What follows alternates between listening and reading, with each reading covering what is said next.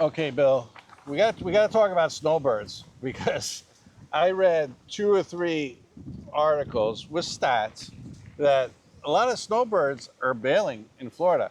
So basically, what happened was there was such during COVID and during the unicorn years, there was because Florida was pretty much open. Everybody moved to Florida. Okay. Okay. We still have a positive migration. Yeah, Mike. But it's not as hot. Oh, okay, so like, we're comparing like apples to oranges. So, but here's what happened is there was such an influx. So let's do hypothetical numbers. Let's say usually we get 50,000 people. These aren't the actual numbers, but say we get actually 50,000 people a year moved to Florida. Okay. But now it increased to 100,000 during COVID and during the unicorn years. Okay. So now it's back down to 50,000, and 50,000 of those people that moved here shouldn't have moved here because they can't afford it. And now they're realizing, now they're bailing. Okay. So those are pretty much the people that are bailing. And I'm going to explain why they're bailing. Okay. And we're going to talk about, if you do want to be a snowbird in Florida, things to consider before you decide, okay, I'm going to be a snowbird and come in here in Florida. In the meantime, if you like this kind of content, consider subscribing. It really does help out the channel, okay? So basically, a lot of people are having sticker shock. Prices have gone up dramatically because more people moved here, more demand, prices go up. Mm-hmm. Values went up, property taxes went up. And everybody has this shock. Like, I read the articles, they're like, oh, I can't believe what my taxes went up to. Like, I was looking at with those shorts, and the people like, my taxes jumped up, 80%, 100%, 200%, 200%. Yeah, and some of them. Oh, compared to when they purchased it, because they didn't understand that the taxes aren't based off of what the person bought it at 20 years ago. And I blame the mortgage company and the real estate agent on that one. What do you think? I don't know. It depends. We have a giant disclosure that says, we have a piece of paper that says all about the taxes that we give you. But I do bring up the taxes because that's a big thing, and if the mortgage person's not telling you, there's truth in lending. If the mortgage person's not telling you what your taxes are going to be after the fact, there's something wrong. Oh, absolutely. And not only that, so then they come down here and they're like, the average Florida home insurance is $5,761 for a $300,000 dwelling. And that's from Best Homeowners Insurance in Florida, according to bank rate. And that's way above the national average. So you're talking about, they're coming like in New Hampshire, on my house in New Hampshire, which was on the water. Okay, it was a lake, but it was still on the water. And we still had flooding over there and everything. But my insurance was like $800 a year. So I called my friends, because I still have a lot of friends that live there. And they're like, yeah, it went up, kind of dramatic. And we're paying $1,200, $1,500 a year. I'm like, you haven't been there in a while. Yeah. But I had to call them because I was paying nothing. And now, Yeah, so they're paying about $1,200 a year. $1,200 a year compared to $6,000. But a lot of people that are moving here from other states, they're like, oh my God, and they can't afford it. A lot of these snowbirds that come in here are on fixed incomes because they have to work. Otherwise, they wouldn't be snowbirds. Does that make sense? Somewhat, yeah. I'm still trying to fathom, so they got the snowbirds, so they're doing well enough to afford 2 houses, but they're getting sticker shock for insurance and taxes. Here's another thing that got them really bad, okay? So they're driving their car, and they're going to leave a car here because they're snowbirds. Oh, boy. I see where this is going. All right, and they're like, yeah, I'm going to leave here. That's the sticker shock. Holy I'm smoke. going to have Ohio plates on my car and leave it in Florida. Yeah. You can't do that in Florida. Yeah, no. You can't. Otherwise, everybody would do it. If it was legal, I would have New Hampshire plates on my truck right now. Right. And say, okay, here, I'm paying $900 a year. It doesn't work that way. So they get caught. I think you have to do it within, verify this information, 90 days maybe, or 6 months, but verify. I have no idea. I grew up here. But they're going from $1,000, say average, to over $4,000 average car Yeah, insurance is insane. It's always been crazy here. Yeah. It's always been crazy here. My This mother, is nothing new in Florida. yeah, my mother is like older and her insurance is going up, and she's like, oh my God, you know? So then some people are like, okay, all right, I'll get past all that. So now they're saying, okay, I got citizen insurance. I'll even take care of the insurance, you know, for the house. But then again, hit with flood insurance. They're like, Right. all of a sudden, they're like, I have to get flood With insurance? citizens, Yeah, because talk to people about some of the most important things to look at when buying a house. okay. So just first and foremost, if you're going to buy a house in a flood zone, just be aware that your insurance is going to be significantly more than the average. Now, if you're buying on the coast Mm-hmm. in an AE flood zone versus inland in an AE flood zone, just from, I'm not an insurance agent, but just from seeing quotes from people's houses selling both on the coast and inland, they are a little bit different. But an AE flood zone is still a flood zone, period. Yeah. It's a flood zone. It may not be a coastal flood zone, and then you don't have the additional risk of the hurricanes because inland you're a little safer from the hurricane surge, wind, etc. But you should be looking at the flood zones, look at your insurance. Now you're going to need a house to get an insurance quote, obviously, but just be aware. And then make sure you understand. I mean, if auto insurance, you're coming from another state, just be prepared to pay because you're going to need it. And do all of this. If you go under contract on a house, you've got to do this during your inspection period. That way you have time to back out if you find that these numbers push you outside of your affordable range. Yeah. Not that you're getting disqualified from your mortgage, but you want to know ahead of time so that you're only out maybe in a home inspection and then you go back and look. But if your agent has a good enough relationship with an insurance provider, you can shop, but at least get a quote. Yeah. You know, on a house address, and then you may not get a perfect, but you're getting a ballpark idea. And then ask if the house does have to have flood insurance, see if they're in the national flood policy, and then because those are generally transferable. Here's another big reason why a lot of snowbirds are bailing, okay? Because condo fees, we got to talk about condos. I'll go over them really quick. Post-Surfside rules changed. People, you know, triggered like freaking special assessments. Condos 3 stories and above. Yeah, 3 stories and above. You know, the fees doubled, maintenance doubled on a lot of them. They're all fixed income. Some of them some of them, believe it or not, got 6-figure assessments, special assessments. Mm-hmm. It was crazy. Inventory is swelling. You know, now a lot of people are trying to bail out of these older condos. So people just can't. It was such a shocker. And all these condo buildings from the Surfside collapse, a lot of them waited till the last minute to figure things out. And they had plenty of time. We had 5 years. Yeah. They had 5 years to figure it out. And most condos figured it out, right? Most condos did the right thing. They figured it out. And then the 5 years was recently up, and the governor extended it 1 year because not everybody got everything done. And they changed some rules because even the government didn't want this to bankrupt people in condos. So that wasn't the intent. It was to keep people alive. I mean, that was a horrible tragedy. No, it was horrible. So something needed to be done, but they're fixing things as fast as they possibly can. Here's another one why snowbirds are leaving, because values went up on homes, so property taxes go up. And I believe in this one, okay? Tax rules punish second homes. Because I have investment properties and my property taxes go up to 10% a year, but my primary house, it goes up like 2.9, 3%. Mm-hmm. And people can't handle the property taxes. Yeah, if you don't have a mortgage, you can go bare and not have insurance, but property taxes are property taxes. Right.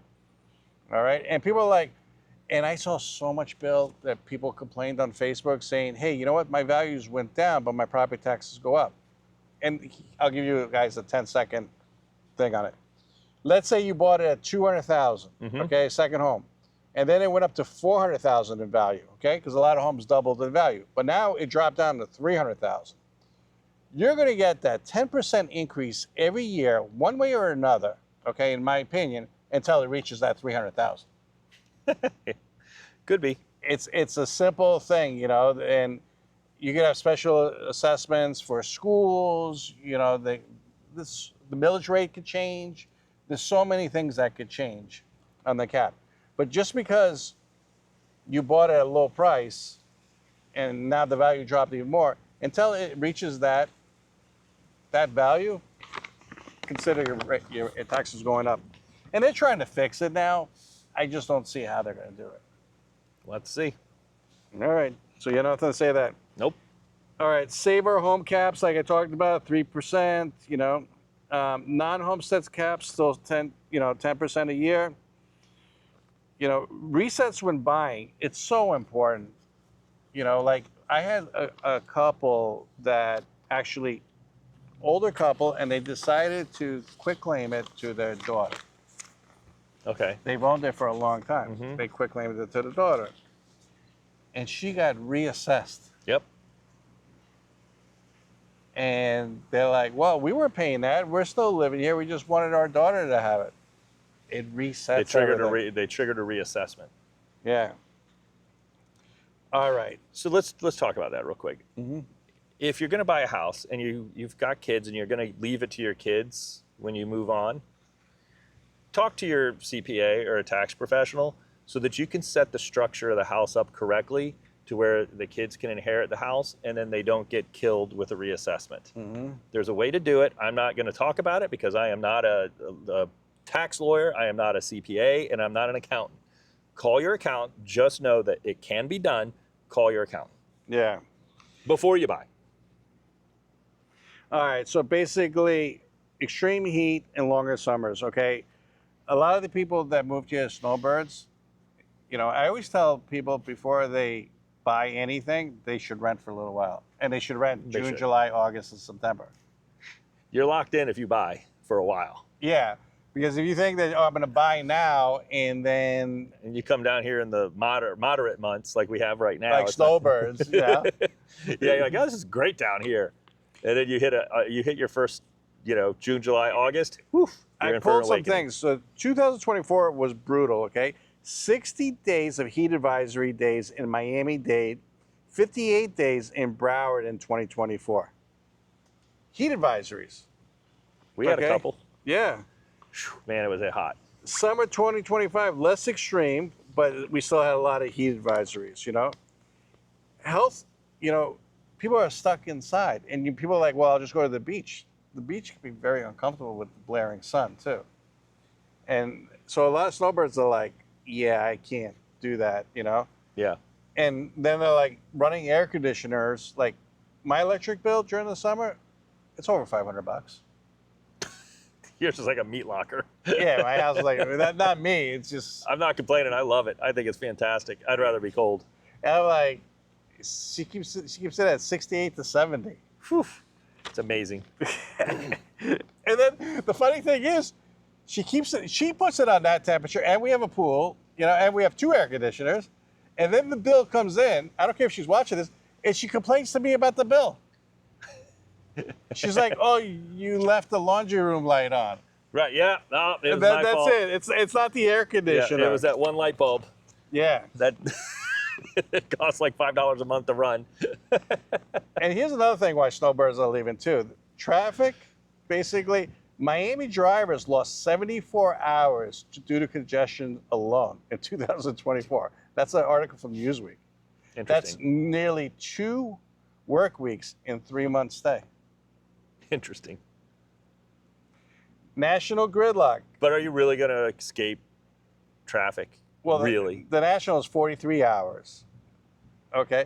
Here's some people that, a lot of people like from the Northeast want to move to Miami, Fort Lauderdale, and yeah, but you're moving to one of the most congested areas of Florida. Yeah. It's like everything's. We just talked about it in our last video with how many condos they have, and it's all high rises. Yeah. Because there's no more land. So what do you think's going to happen? You put 6,000 people into a condo, a 50-story condo in a, quarter mile by quarter mile plot. What do you think?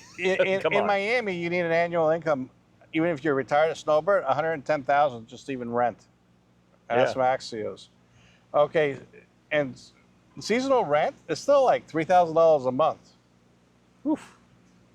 So don't think a lot of these people are like sticker shock. Restaurants.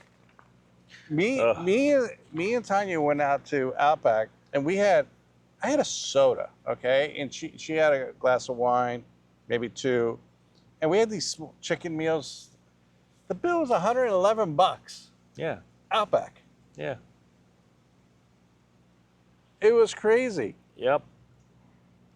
And now people are realizing that Florida is not cheap.